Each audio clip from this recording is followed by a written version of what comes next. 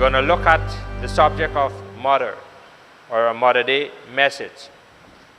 And we'll begin from 2 Kings, chapter number 6, verse number 26 to verse number 30. The Bible gives us a story here. And the Bible said here, and as the king of Israel was passing by upon the wall, there cried a woman unto him, saying, Help, my lord, O king. And he said, If the Lord do not help thee, when shall I help thee? Out of the barn floor, or out of the winepress? And the king said unto her, What aileth thee?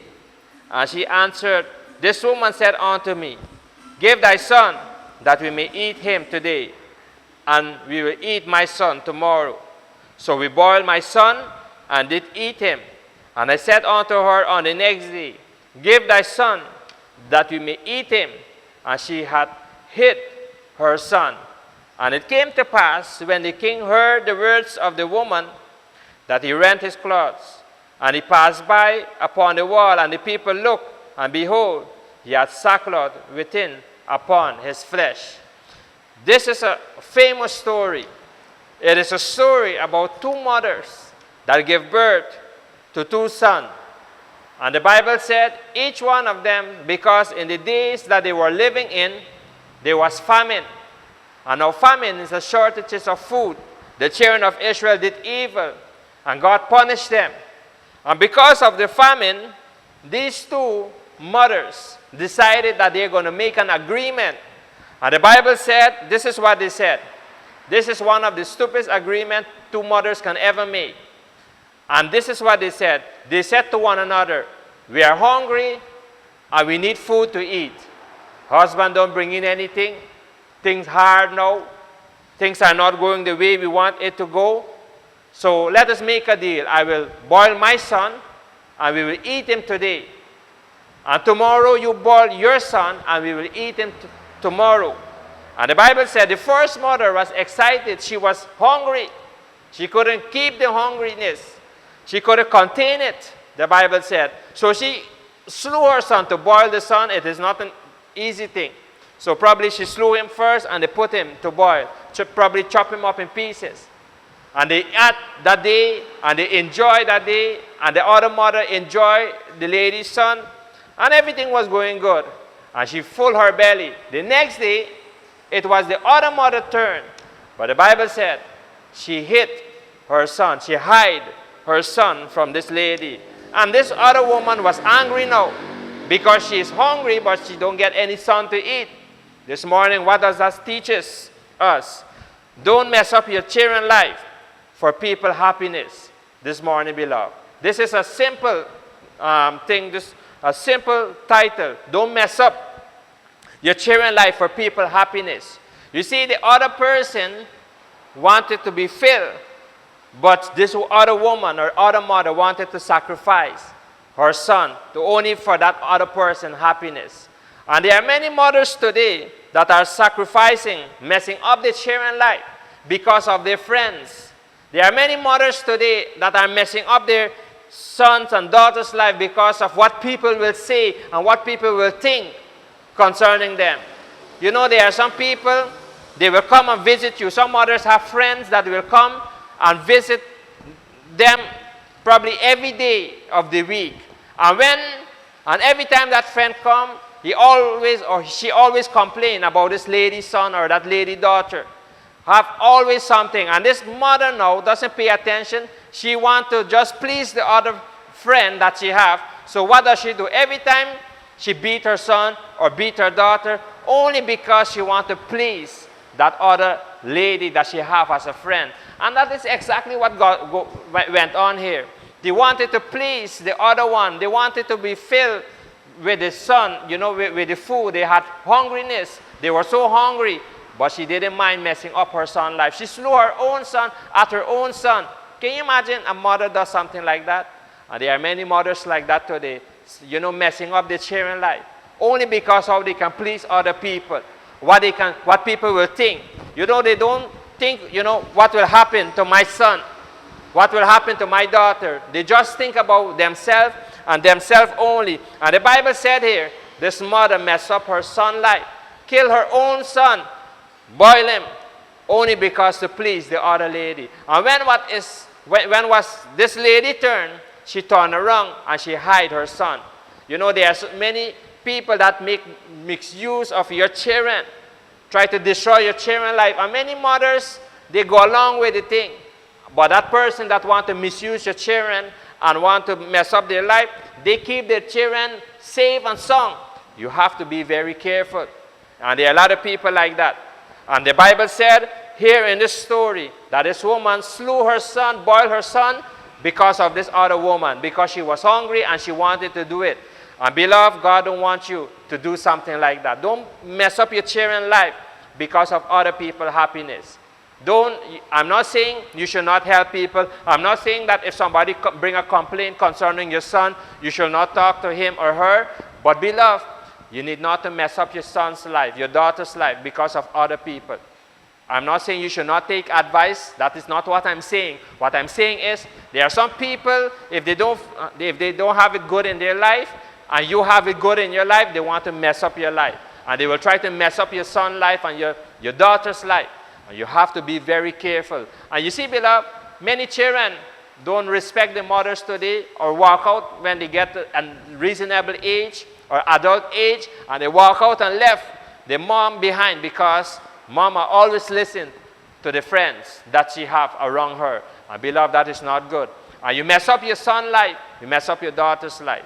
And that should not be it. And we see here in this story that this woman messed up her son's life, boiled her own son. That is, the Bible is full of real examples. The Bible don't have fairy tales. This is true events that happened in the past. And there are many mothers today that are messing up their son's life.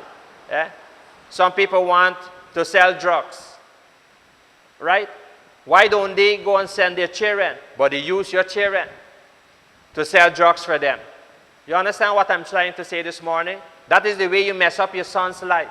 That is the way you mess up your daughter's life. If drugs is so good, then why don't you send your son? Why don't you send your daughters? But no, they want to use your son and they want to use your daughters. And many mothers, because that person is their friend, they don't want to say no to that friend. They don't want to discourage that friend. So what they do, they send their son and daughter to sell drugs or to do something, go into prostitution, and so forth and so forth. That's the way you can mess up your son's and your daughter's life. And we see here in this story that his mother messed up her son's life.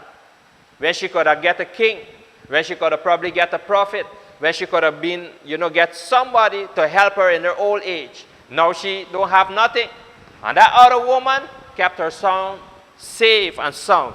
And that is what is going on. Many people protect their children, but when it comes to their own other people's children, they don't pay attention. They want to mess up their life. And so you as parents, you have to be alert. Grandparents need to be alert. Parents need to be alert. Mothers need to be alert that at least if somebody come and say, let's say somebody say, Brother Rudy has done something bad and he's your son, then you need to listen. But every day people come complaining about your son, you need not to beat him every day to only please your friends. No, you have to pay a lot of attention. And do not mess up your son's life. Do not mess up your daughter's life because of other people's happiness. Just enjoy what God has blessed you with and let God have his way in doing everything he wants to do in your life. So we see this first mother, she messed up her son's life. And I hope and pray that mothers will not have that kind of thinking. If you have a friend as a mother today, this is what I encourage you to do. And he or she want to mess up your son's life or daughter's life, don't have that person as your friend. Stay away from that person. Some mothers don't send their children to buy cigarette or buy beer for their husband or for their friend, but they want your children to do it. That's the way you mess up your other people's life. And you have to be very careful. So we see the first mother here mess up her son's life. and for other people's happiness. The second thing I want you to see is 1 Kings chapter number 3 and verse number 16 to verse number 28. You all know this story also. The first one is, don't mess up your children's life for people's happiness. Mothers, don't mess up your son's life or your daughter's life because of money. Don't mess them up. You know, sometimes grandmother come and grandmother say, yeah, but you have a nice daughter. Let her get married and she can go to the United States of America. But the guy that she have to get married to, Brother Rudy, is smoking. He's on drugs. You see? He's on drugs. And might smoke a marijuana. You see? But because his grandmother and everybody say it is good, you get your daughter married out. Because you only want to please your mom. And of course, I'm not saying you should not take advice. Of course. But do not mess your children's life up. Yeah? Don't mess it up. Don't mess it up. If your sons and your daughters are safe with you, and so don't mess them up because of other people's happiness. If that person finds that boy is good, then let them look into it. But you should not do it. Don't mess up your son's life. Yeah?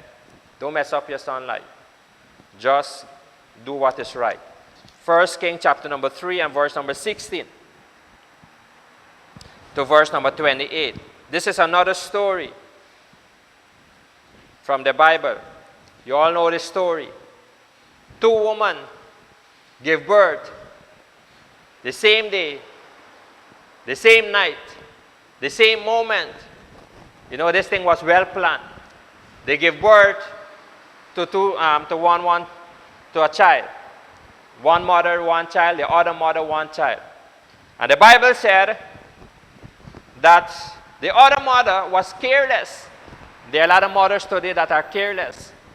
So she fell asleep and she put the baby beside her.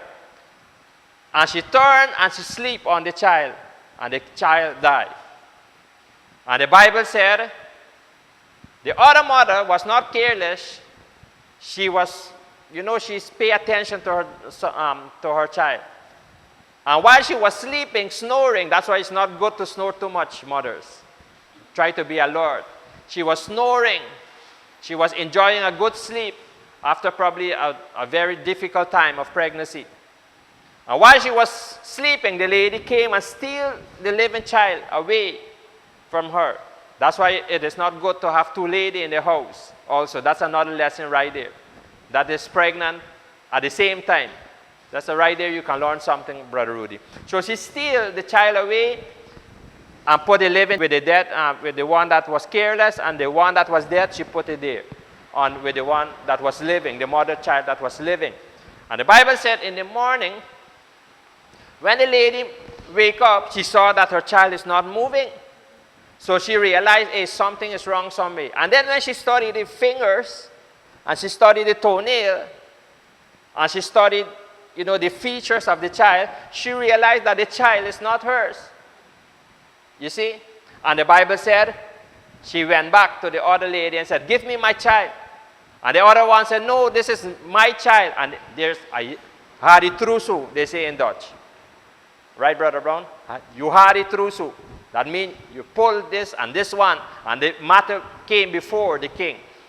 And the Bible said, when the matter came before the king, King Solomon said, bring me a sword and let us kill the child. Let us split it in 2. And one half go to this mother and one half go to this other. And the mother whose child, you know, was living, she said, don't kill him. Give it to the other person. The other person said, no, kill him. If I can't get it, you see the wisdom Solomon used there, God gave to him.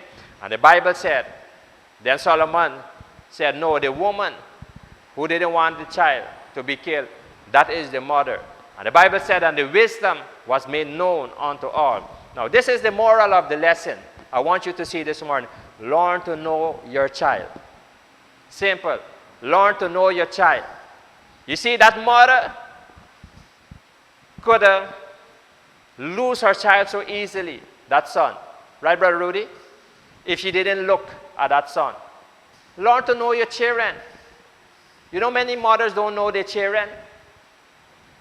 Neighbor know your children more than you. It cannot be like that. Eh? You see Shirley? She studied me. She learned to know me. You know, she learned to know what I like, what I don't like. And so as a mothers, you need to learn to know your children. It is a sad thing that many mothers today don't know their children. Many mothers today don't know their children. They don't know what their children like. They don't know what their children like to eat. They don't know where the children go in the night. They don't know nothing about the children. And when something happens, then you don't know. You are in darkness. We see in this story here.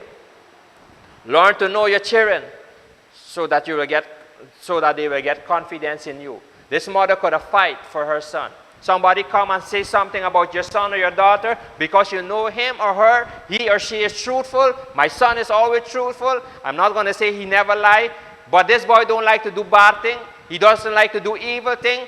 He is my son. She is my daughter. My daughter cannot do something like that. My son cannot do something like that, because you can only say those things is when you learn to know them. But if you don't know them, anything people tell you, you will believe, because you haven't learned to know your children. And so, beloved, you learn to know your son, learn to know your daughters. It's good to know all the movies. It's good to know about the golden oldie songs. You see? It's good to know about all the Indian music, but learn to know your children most. It's good to, enjoy life, but what is more important, learn to know your children. Learn to know when they're angry. My mom will know when I'm angry. And she don't want to tell me how she will know. I don't know how she studied, but she learned to know. Some of you, when I'm angry, you do not know, because you do not dwell with me, you do not know. But my mom, she stayed with me, she brought me up, so she know, when this boy is with this kind of attitude, that means he is angry. And that is the way you should do as mothers. Learn to know your children. Like Shirley, when she's angry, you will know right away. From her face expression, she's angry. She changed color. She go from white to red. You see? That's because, that is her personality. But me now, you can't see no red because I'm already dark skinned. You see, so you can't see nothing. So you have to study me to know when I'm angry or not. And so, beloved, learn to know your children. Inside out. Don't let neighbor know them. I'm not saying neighbor shouldn't pay attention, just help you look. But what I'm saying is that know what your children. Know your children, what they do, what they do not do. Pay attention to them. Yeah? Pay attention to them. That is what is lacking in many mothers' life today. They do not pay attention. They do not know their children. And that is so sad. And that's why we have a generation that come up, and the parents, when something gone wrong in their children's life, then the mother say, but I didn't know he was like that. I didn't know she was like that. But it is too late. Too late will be the cry of many, Brother Rudy.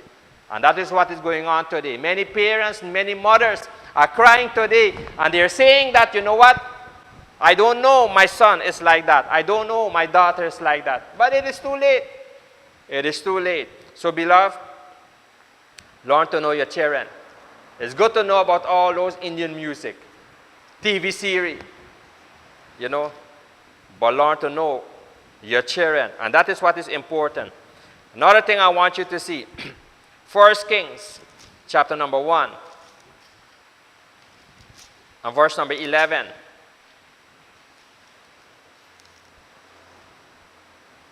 As mothers, you should pay attention to what is going around you, because your children can miss their blessing if you do not pay attention.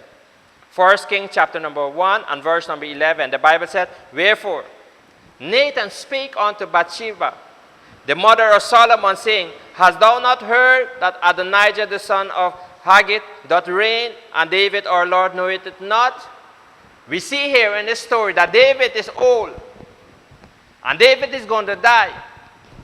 And when he saw Bathsheba, God also predicted that the kingdom will go to King Solomon. Now look at what happened. Now David is old, he's going to die now. You can't live forever. So he have to pass the kingdom over. But before he died, he didn't even pass the kingdom over. One of his wife that he got married to, Haggith, she had her son by the name of Adonijah. And he wanted to take the kingdom. And he began to proclaim himself as the one that is going to be the next king. What did Bathsheba do? Bathsheba didn't pay attention to nothing until Nathan the prophet came. And that is what we read. Nathan the prophet came, and Nathan the prophet said to her, listen, look at what is going on. You need to go and talk to the king. And that is when she made steps to move ahead. And that is the way King Solomon was made king. Because Nathan said, if you don't make a move now, then you will die, and your children will die also, in other words. And that is what we see in this story here. See, mothers, you need to pay attention to what is going on around you. Because if you do not pay attention to what is going around you, then your children can miss the blessing. You see, this young man by the name of Solomon would have missed the kingdom because of his mother. And think about it. Somebody wake her up by the prophet Nathan. And many mothers today are sleeping, and the children are missing opportunity upon opportunity. Yeah? Missing opportunity upon opportunity. And that is what happened here. How many times your son or your daughter could have been far ahead in life, could have been something great in life, but because your mother missed the opportunity, she was sleeping, she didn't grab the opportunity when it came. She just took it lightly.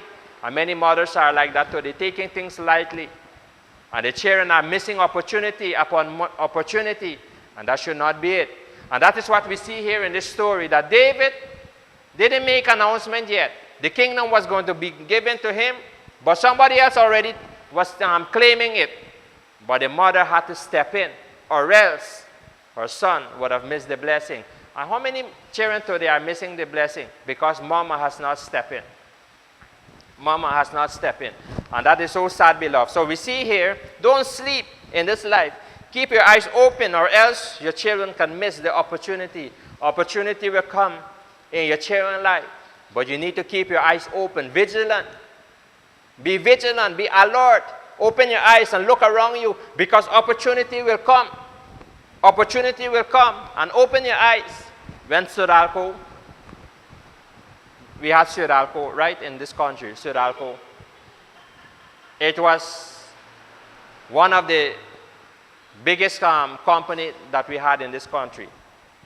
And Suralco was a great opportunity. And one of the things my mom, she was alert. One of the things, she tried to make use of that opportunity. That is what I'm trying to show you this morning. She tried to make use of the opportunity. That listen, study, make use of this opportunity, finish your school, get a good education, be something great, and then try to get work from this company. She was not saying that that must be the only company, but because of the opportunity then, it was she was not sleeping. She was opening her eyes. At that time, all the other companies were not, paying good, because Suralco was paying good. You had US dollar, you get fridge, you get TV, you get everything, all those things you get. But what happened? She opened her eyes. She was not sleeping. She wanted me to get hold of the opportunity. And that is what parents must do. That is what mothers must do. All right, praise God that, God opened another door, and she also, helped me, encouraged me to go there. You see, that is what you need to do as mothers. Opportunity come, don't sleep. Don't say, man, it will, let them see what they will do. No, encourage them. Let them do something great with their life. And when the opportunity comes, encourage them to do something great with their life. And that is what my mom did in my life. Another thing I want you to see is 2 Kings chapter number 4, verse number 19. You know, we stay in the book of Kings this morning. 2 Kings chapter number 4 and verse number 19. Or beginning from verse number 19. Let me give you what was going on. There was a woman, the Shunammite woman we call her. She was a kind woman and she was a gracious woman. She didn't have no children. And every day when Elisha will pass by in that city, Elisha will stop by that woman's house. Because she was so kind. You know, some people you can't stop by their house because you will not get anything. They will not be a blessing to you.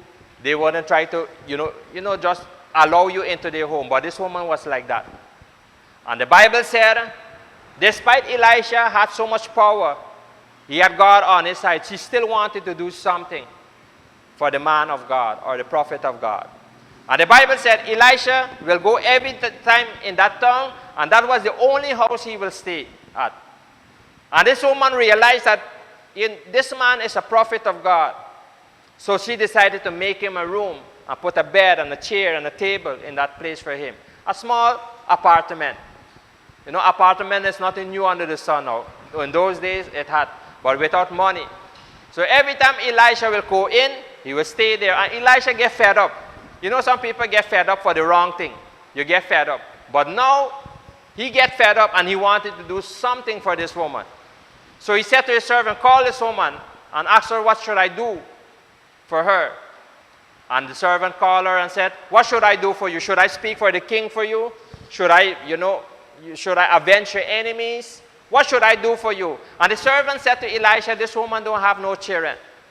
And Elisha said, listen, this time, next year, you will get a child. And the woman laughed, just like Sarah. She laughed. And the Bible said, she laughed, but next year, at such a time, she gave birth to a son. And now the boy was growing, and everything was going good. Then we came to verse number 19. Look here. In verse number 19, and he said unto his father, this is what the boy said, my head. And he said, this is where fathers are, no? The child is crying out for his head. And look at what the father said. Where are we? Verse number 19, right? And he said to a lad, carry him to his mother. So instead of daddy help the boy, the daddy said, one of you little boys, take this boy to mama. You know why mama? Because mama have the instinct. Mama have the time. Daddy didn't have time because he was working in the field. Daddy didn't spend, was thinking about the crops. If this thing, reap this crop, that he sow is going to be a problem. He's thinking about the small race. And the Bible said, he said to a small boy, take this boy to his mama. And the Bible said, look at another verse. Look at another verse. Number 20. And when he had taken him and brought him to his mother, he sat on her knees till noon and then died. You see? The mother sat there with him, and he was on the mother's knees. And the Bible said, and he died. The mother didn't leave him alone. But what is the moral of this lesson this morning, of this story here? Don't leave your children to die. And that is very important for you to learn. Mother should not leave the children to die. When the child died in her knees, we didn't see that she went and dig something and bury him. No. The Bible said, she said to her servant, prepare my horse, prepare everything. I need to go to the man of God right away. And that is exactly what she did. And when she went to the man of God, the Bible said, she cried out to the man of God, I didn't ask for this. I didn't want it, the child. And why have you called my sin upon myself? And Elisha, took the child. And he prayed upon him. And the Bible said, and the child's life was restored back to him.